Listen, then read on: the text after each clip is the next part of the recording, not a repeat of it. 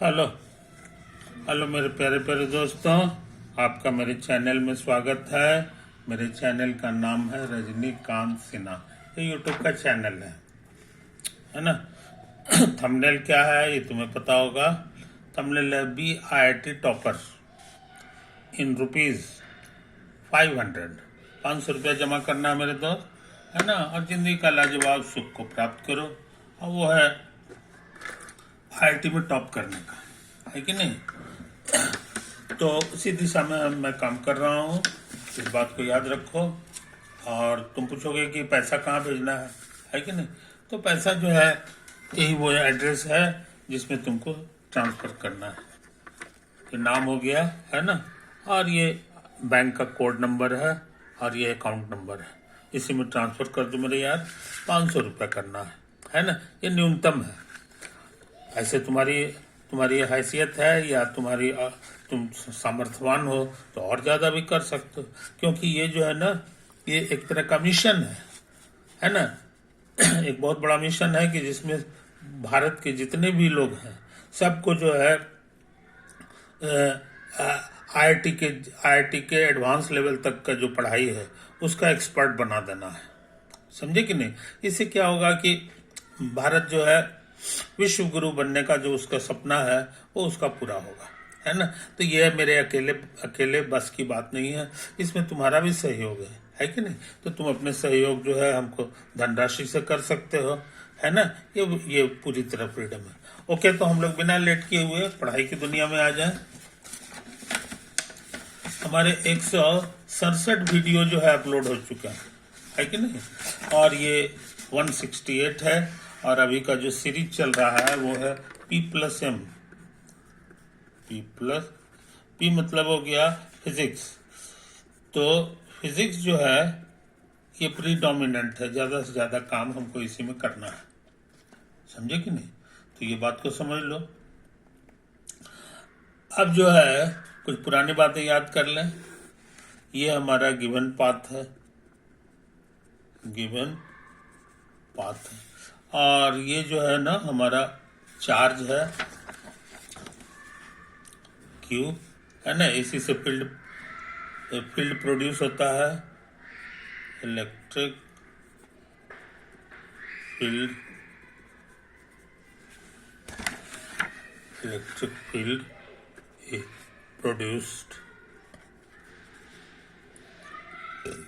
Produced by charge Q। बात समझे। अच्छा, ये पाथ है तो पाथ का एक पॉइंट ले लो A और ये पॉइंट B। समझे कि नहीं। यहां से यहां इसको न हो तो वो नाम दे दो। ये जो दूरी है इसको RA कह दे, और ये जो दूरी है, ये जो स्ट्रेट लाइन दूरी है इसको RB कह दो। समझे कि नहीं। तो हम तुमको सिखाए थे कि A से B तक जाने में इसको कितना वर्क डन करना होगा। समझना, वर्क डन। और ये ले लो छोटा Q, है कि नहीं। बहुत से लोग क्यू न ले करके 1 भी लेते हैं, तो हम लोग बाद में करेंगे। Work done by electric force in transporting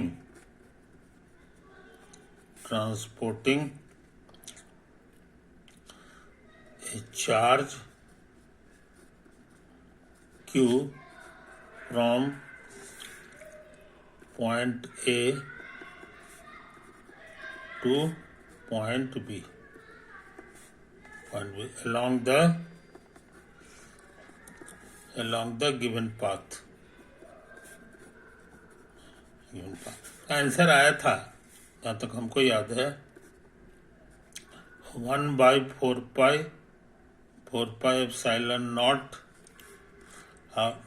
Q into Q, और बाई ये जो दूरी है इसको लिख दो, और minus 1/4 pi epsilon not Q और ये आर बी, ये तो हमको याद है, इतना ही आता था, ये पूरा ये हम लोग कर चुके हैं। इसको ना हो तो ऐसे लिखो, ये जो छोटा ये इसको टेस्ट चार्ज कहते थे, टेस्ट चार्ज को हम लोग बाहर कर लें तो ये हो जाएगा हमारे लिए Q by R A minus 1/4πε0 और क्यू बाई आर बी। समझे, ये तो है, और इसके बाहर में छोटा क्यू, कोई दिक्कत नहीं। फिर तुमको सिखाए थे कि इसको हम लोग कह देंगे भी ए और इसको कह देंगे भी बी, वेयर भी का मतलब है 1/4πε0 क्यू बाई यही वाला दूरी है कि नहीं, ये आर का दो, फोटो में समझने के लिए यही दूरी हमारे लिए आर है, समझे कि नहीं, यही आर हो गया। और इसका एक अच्छा सा नाम है, it's called the potential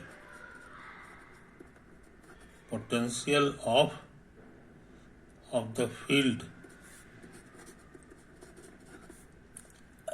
due to charge q कहाँ पर, at the location of q charge या टेस्ट चार्ज की, समझे। ये जो है टेस्ट चार्ज के पास यहाँ पर इसका पोटेंशियल क्या होता है, तो उसका ये फॉर्मूला है जो बहुत आसान है, ये तो ठीक है। अब क्यू मतलब हो गया कि ये वाला और डिवाइडेड बाय ये दूरी, यहाँ से इसकी जो दूरी है उसी से भाग देना पड़ता है। मान लो कि सारा चार्ज पॉजिटिव है, तो पॉजिटिव है तो वर्क डन जो है कैसा होगा अंदाज से करो, है कि नहीं। वो तुम्हारा जो है इधर हो गया और फिर इधर हो गया, तो क्यों ये हो गया। दूसरी बात ये है, सबसे इम्पोर्टेंट बात ये है कि this data is independent of path. ये पाथ का रास्ता कैसे ऐसे है कि कैसे है, this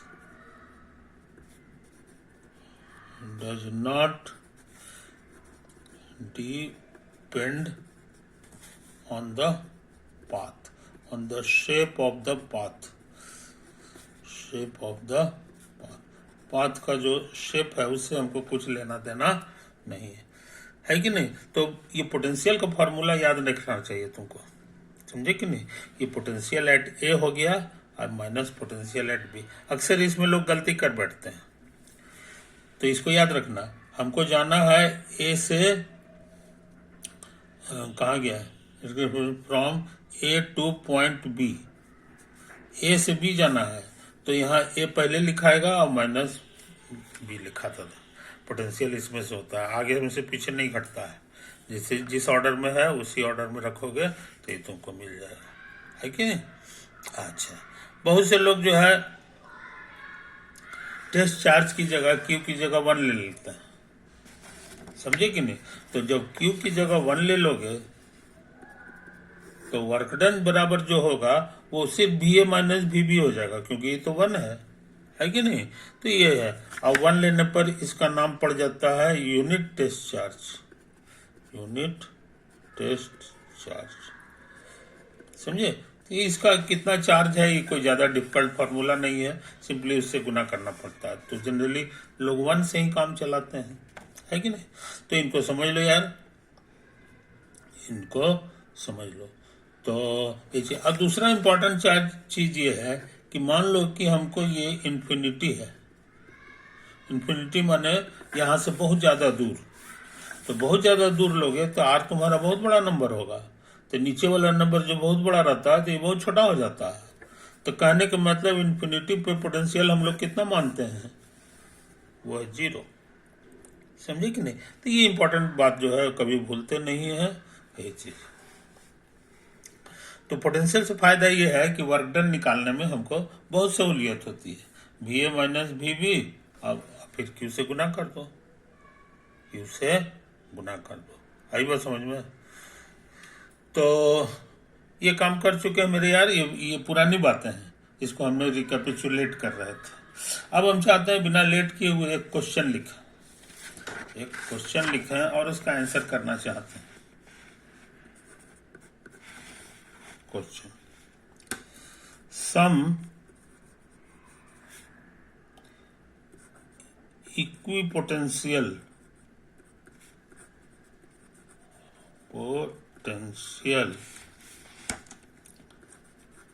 surfaces are shown below। समझे? देखो क्या क्या फोटो है, ये तुम्हारा ऐसे है ना, ये लिखा हुआ है x और सेंटीमीटर, और इधर लिखा हुआ है y, ये भी सेंटीमीटर में। अच्छा,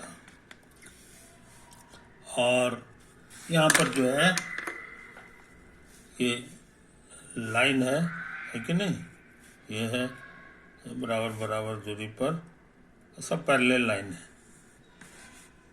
पैरेलल लाइन है। तो और ले लो, समझे? यही सब है। और यहाँ पे लिखा हुआ है क्वेश्चन में 10 वोल्ट,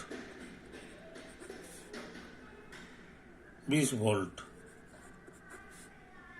ये है 30 वोल्ट, 40 वोल्ट। अब बीच का एंगल लिखा हुआ है 30 डिग्री, पैरेलल है इसीलिए हर जगह 30 डिग्री, 30 डिग्री, समझे? अच्छा, और यहाँ पे लिखा हुआ है 10, माने ये ओरिजिन है, ओरिजिन से ये दूरी 10 सेंटीमीटर है, और ये दूरी ठीक उसका दुगना है 20, और ये 30, और ये है 40, ATC, समझे? यही तो कहानी है मेरे यार।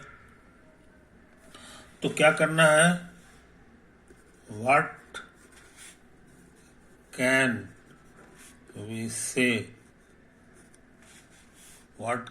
से अबाउट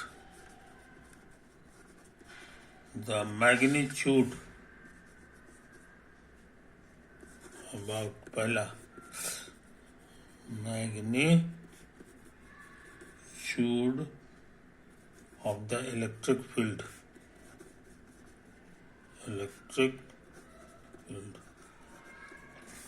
अच्छा, the direction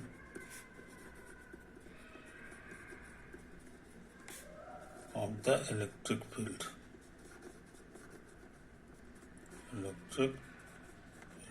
समझे? ये दो क्वेश्चन है जो हमको पता करना है।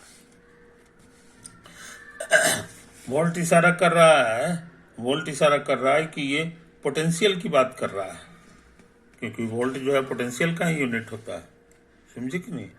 और एक और चीज लिख दिया कि ये जो है ना, ये लाइन मत समझ लीजिएगा ये लाइन, इसको नहीं समझ लेना है। कहता है इसको जो है ना, आप समझ लो अथी है, प्लेन है, सरफेस है, तो जाहिर है कि तो लकीर लग रहा है, और बाकी पोर्शन को इस तरह से खड़ा समझ लो, ऐसे इस तरह से ऐसे खड़ा समझ लो। तो कहोगे इसका जेड एक्सिस किधर है, तो X axis, Y axis, Z axis का फोटो नहीं बनाया है, वो तुम्हारा यही वाला है कि नहीं? यही है। और यहां से जो प्लेन निकलेगा वो जेड एक्सिस के पैरेलल हो जाएगा, है ना? इसी तरह का सरफेस को समझ लो, ये प्लेन सरफेस को रिप्रेजेंट कर रहा है, it represents a plane surface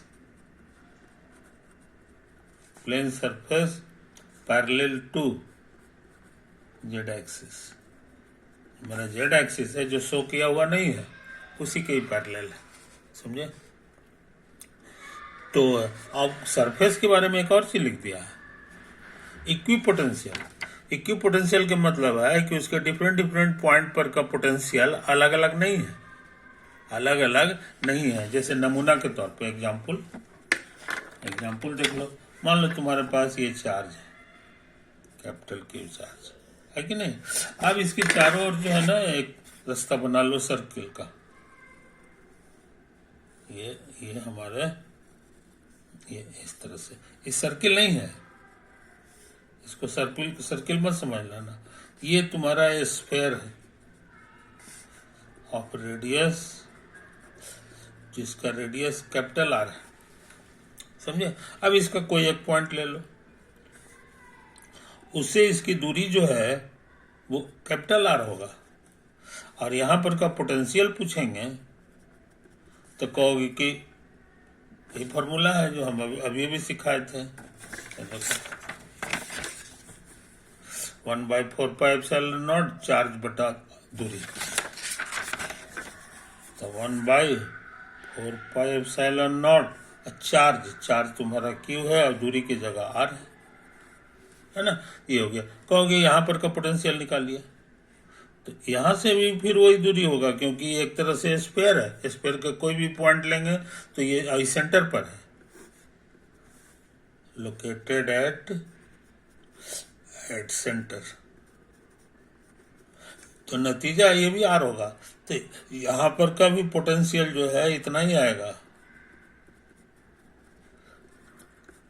आई बात समझ में। तो हर जगह पोटेंशियल सेम आ रहा है। तो ऐसे ही सरफेस को कहा जाता है इक्विपोटेंशियल सरफेस। तो ये भी एग्जाम्पल हो गया। This is an example of an equipotential surface. This is an example of an equipotential surface. आई बात समझ में। इस चीज को समझ लो। तो सिंगल चार्ज के केस में इसको सेंटर पे चारों ओर तुम स्फीयर बना दो तो इक्विपोटेंशियल सरफेस हो गया। कोई दिक्कत नहीं। तुम कहोगे कि मान लीजिए आर को हम बड़ा कर दें तो फिर से सरफेस बनेगा, है कि नहीं। वो भी इक्विपोटेंशियल सरफेस होगा। यस, जितने भी स्फीयर हैं जिसका सेंटर ये है सब के सब इक्विपोटेंशियल सरफेस है। ये तो हम एक ठो समझाने के लिए फोटो बनाए हैं। ज्यादा फोटो बनाएंगे तो कट ये हो जाएगा, है, समझे कि नहीं। तो यहाँ पर हम लोग क्या सीखे कि जितने भी इक्विपोटेंशियल सरफेस होंगे वे सब के सब कंसेंट्रिक होंगे, सबका सेंटर एक ही जगह है। लेकिन ये है all equipotential surfaces are concentric spheres। समझे कि नहीं, सबका ये होता है। और दूसरी बात यह है कि कोई भी दो को इक्विपोटेंशियल सरफेस इंटरसेक्ट नहीं करेगा। No two equipotential surfaces can intersect। समझे कि नहीं। तो कहने का मतलब ये हो गया। और चूंकि बहुत सारे स्फीयर्स हो सकते हैं इसलिए कहेंगे कि equipotential surfaces constitute a system of non-intersecting equipotential surfaces. समझे कि नहीं। ये आपस में इंटरसेक्ट नहीं कर सकता। नो कैन इंटरसेक्ट, क्योंकि इंटरसेक्ट करेगा जैसे एक और है तो इसका पोटेंशियल हर पॉइंट पर सेम रहता है, तो उसका भी कैसे सेम रहेगा, है कि नहीं। अलग अलग होगा, कॉमन पॉइंट नहीं हो सकता, क्योंकि उसको हर पॉइंट पे पोटेंशियल सेम होना चाहिए। इसी कारण से जो है ये आपस में इंटरसेक्ट नहीं करता है। तो बहुत से लोग जो फोटो बनाते हैं वैसे बनाएंगे, एक तो ये है, दूसरा ये है, तीसरा ऐसे करके बनाएगा, है कि नहीं। बहुत से लोग ऐसे फोटो बनाएगा, ऐसे कर्व मत समझ लो, ये सब सरफेस है, ये सब है ऐसे करे, लेकिन कभी एक दूसरे को काटे उठेगा नहीं, समझे कि नहीं। तो ये इक्विपोटेंशियल सरफेस का फोटो हो सकते हैं, लेकिन इस तरह का नहीं होगा कि ऐसे भी है और फिर ऐसे काट दिया ये रॉन्ग हो गया। ये तुम्हारा रॉन्ग फोटो है, समझे। तो इक्विपोटेंशियल सरफेस के बारे में तुम समझ रहे हो। इसीलिए यहाँ भी देखो सब जो है एक दूसरे को काटने वाला नहीं है, ये सब ऐसे ऐसे प्लेन है, प्लेन है, प्लेन है, प्लेन है, सब डिफरेंट है। तो इक्विपोटेंशियल सरफेस के संबंध में ये बारीकी समझ लो। दूसरी बारीकी क्या है सो समझ लो यहीं पर,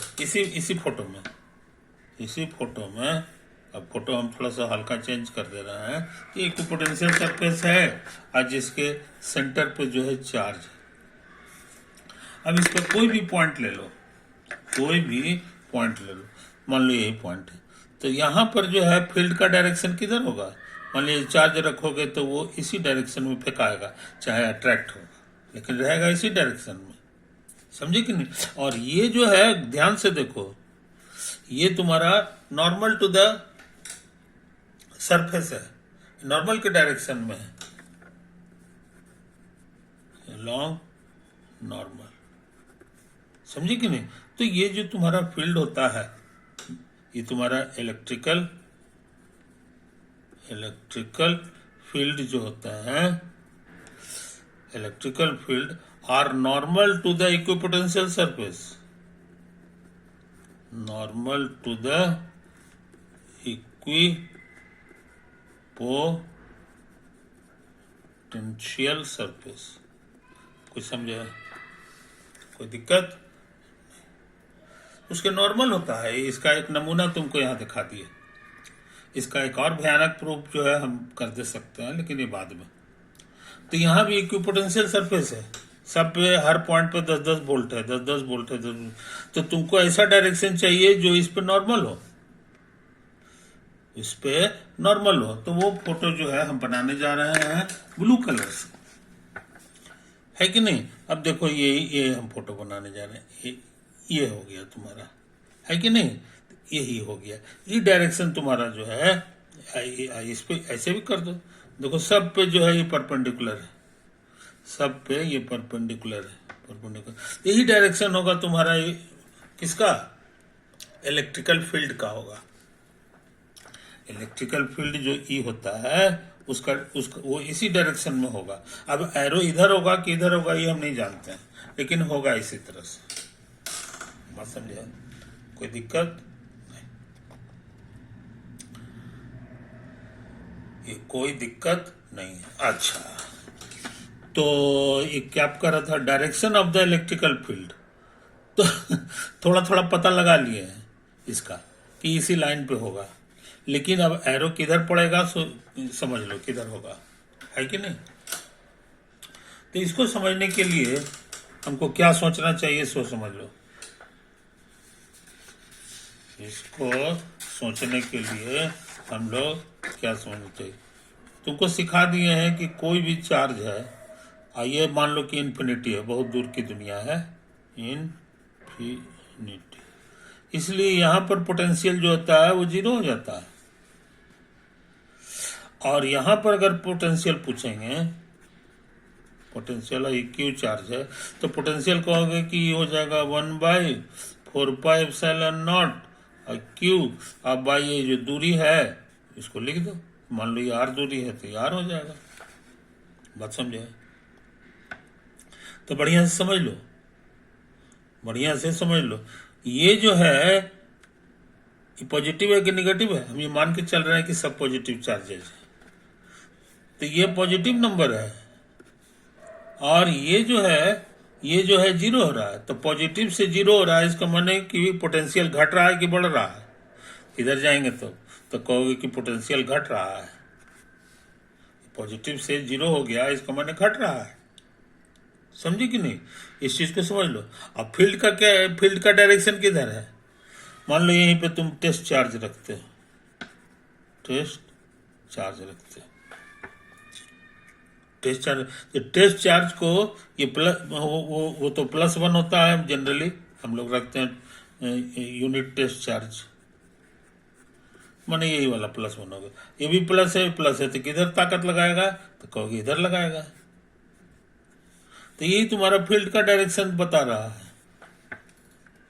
तुम बहुत इंपॉर्टेंट चीज सीखे हो कि फील्ड का डायरेक्शन हमेशा हायर पोटेंशियल से लोअर की ओर होता है। हम लोग क्या सीख गए कि direction of field is always from higher potential to lower potential. कुछ समझे? इसको कभी नहीं भूलना चाहिए। अगर ये बात याद है तो हमारा थोड़ा सा काम हो गया। थोड़ा सा काम हो गया। देखो यहाँ पे इस फोटो में ये 10 वोल्ट है, 20 वोल्ट है कि नहीं? तो हमको जाना है हायर से लोअर, तो हायर से लोअर तो इधर ना हो गया, तो हमको लगता है इधर होगा। आई बात समझ में? कोई दिक्कत नहीं है। तो ये तो 90 हो गया, 30 हो गया। इसका मतलब है कि इसका डायरेक्शन जो है वो एक्स एक्सिस के साथ 120 डिग्री बना रहा है। It makes 120 degree with the positive x axis. कुछ समझे? तो अच्छे लड़के इन बातों को याद रखते हैं। डायरेक्शन तो हम लोग खोज दिए। हाँ, मैग्नीट्यूड ऑफ इलेक्ट्रिकल फील्ड अभी नहीं खोजा है। मैग्नीट्यूड ऑफ इलेक्ट्रिकल फील्ड नहीं खोजा है कि नहीं? तो इसके बारे में क्या करें यार? इसके बारे में हम लोग क्या करें, इसको समझ लो। समझे कि नहीं? तो ऐसा करते हैं ऐसा करते हैं, इस क्वेश्चन का इतना ही पार्ट आज करते हैं। ये तो कर लिए, अब ये वाला छुटा हुआ है, ये ड्यू, इसको अगले दिन करेंगे, है कि नहीं? तो इसको पचाओ इतना, इसको बढ़िया से नोट कर लो, है कि नहीं? ये तो है। अब फिर इधर भी हमने कुछ काम किया था, ये सब तुम बढ़िया से देख लो, है कि नहीं? पॉज करके इसको स्टडी कर लो। ये सब चीज मैग्नीट्यूड अभी नहीं निकाले हैं, मैग्नीट्यूड का काम अब अगले दिन करेंगे, है ना? अगला वीडियो में करेंगे। ठीक है, ओवर। ये है और ये